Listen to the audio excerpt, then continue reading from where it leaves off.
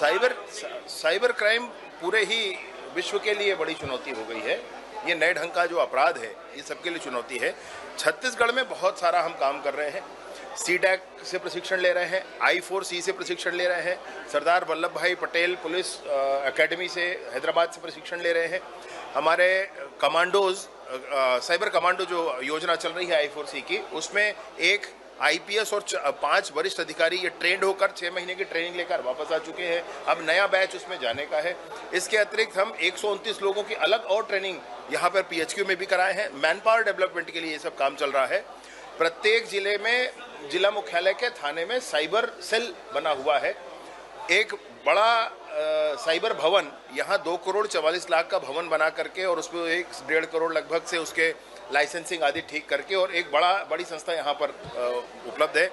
5 range offices में एक cyber थाना उपलब्ध है। इसके अतिरिक्त 9 साइबर थाने अभी और बजट में स्वीकृत किए गए हैं।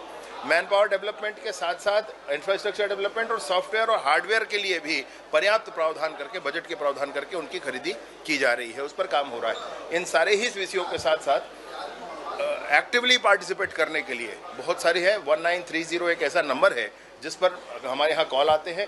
छत्तीसगढ़ में लगभग 1300 कॉल आते हैं और उसमें से 200 कॉल, लगभग 150 कॉल, 200 कॉल मटीरियलाइज हो जाते हैं और उन पर फिर कार्यवाहियाँ शुरू होती। फिर उसमें से कुछ और छनकर नीचे आते हैं जिन पर फिर प्रतिबंधात्मक कार्यवाहियाँ खातों पर होती है। म्यूल अकाउंट्स पर है, दूसरे अकाउंट जिसमें ट्रांसफर हो उस पर होते हैं और कुछ पर फिर FIR दर्ज करके आगे प्रक्रिया की जाती है। तो इस तरीके से हम लोग आगे बढ़ रहे हैं।